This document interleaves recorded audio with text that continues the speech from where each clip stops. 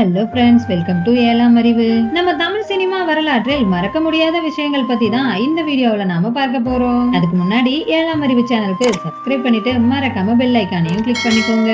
Cinema என்பது மறக்க முடியாத ஒரு பொழுதுபோக்காக மனித வாழ்வில் அமைந்துள்ளது. அப்படிப்பட்ட சினிமா துறையில நம் தமிழ் சினிமா மறக்க முடியாத ஒரு சில சுவாரஸ்யமான விஷயங்களை கொண்டுள்ளது. அவற்றை பற்றி பார்க்கலாம் வாங்க. இந்தியாவின் முதல் அறிவியல் திரைப்படம் கலையரசி என்ற தமிழ் படம் தான். இந்த படம் 1963 ஆண்டு ஏ காசிலிங்கம் அவர்களின் இயக்கத்துல எம்.ஜி. ராமச்சந்திரன் மற்றும் பானுமதி அவர்கள் நடித்து வெளியானது. இது வேற்றுகிரகவாசிகள் பூமிக்கு வருகை தரும் கருத்தை கொண்ட முதல் இந்திய திரைப்படம் ஆகும்.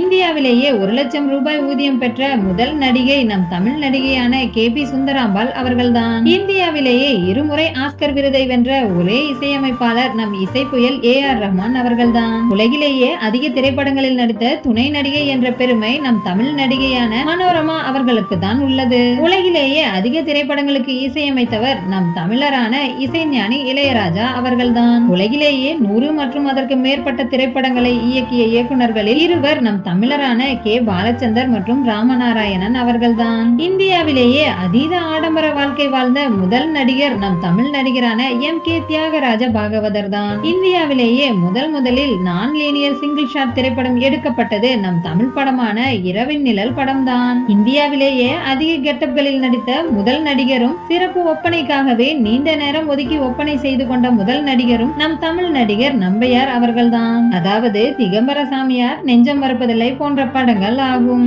இந்தியாவிலேயே அதிக பாடல்கள் இடம்பெற்ற படம் ஒரு தமிழ் படம் தான். 1936 ஆண்டு வெளியான இந்திர சபா என்ற திரைப்படத்தில் 72 பாடல்கள் கொண்டுள்ளது.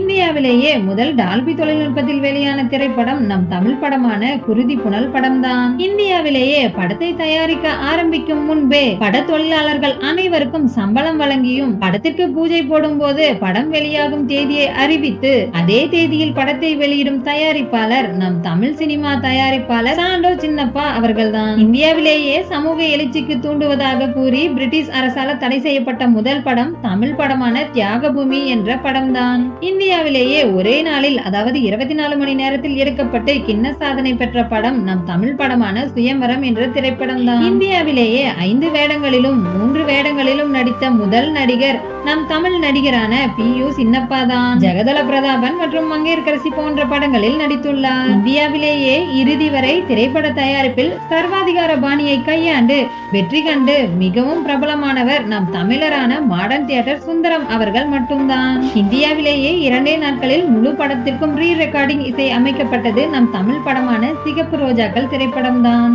இந்தியாவிலேயே நீண்ட காலமாக தயாரித்து வெளியான முதல் படம், அதிக பொருட்கள் செலவில் உருவான முதல் படம், வட இந்தியாவில் மாபெரும் வெற்றி பெற்ற முதல் தென்னிந்திய திரைப்படம், பெரிய கட் அவுட் வைக்கப்பட்ட முதல் படம் என்ற பல சிறப்புகளை கொண்ட படம் தமிழ் படமான சந்திரலேகா படம் தான். இது 1948 வெளியானது. இந்தியாவிலேயே அதிக படங்களுக்கு சண்டை பயிற்சிகளை அமைத்தவர் தமிழரான ஜூடோ ரத்தினம் அவர்கள்தான். இவர் கிட்டத்தட்ட சுமார் 1000 படங்களுக்கு சண்டை பயிற்சி அமைத்துள்ளார். இந்தியாவிலேயே மிக நீளமான பெயரை கொண்ட படம் நம் தமிழ் படம் தான். அது ராஜாதிராஜ, ராஜகுலோத்துங்க, ராஜ மார்த்தாண்ட, ராஜ கம்பீர, காத்தவராய, கிருஷ்ண காமராஜன் படம் தான். இந்தியாவிலேயே முதலாக அனிமேஷன் காட்சி இடம்பெற்றது தமிழ் படத்தில் தான். அந்த படத்தின் பெயர் ராஜா சின்ன ரோஜா. இது போன்ற தகவல்களை தெரிந்து கொள்ள ஏழாம் அறிவு சேனலை சப்ஸ்கிரைப் பண்ணிக்கோங்க. மீண்டும் அடுத்த வீடியோவில் பார்க்கலாம். நன்றி நண்பர்களே.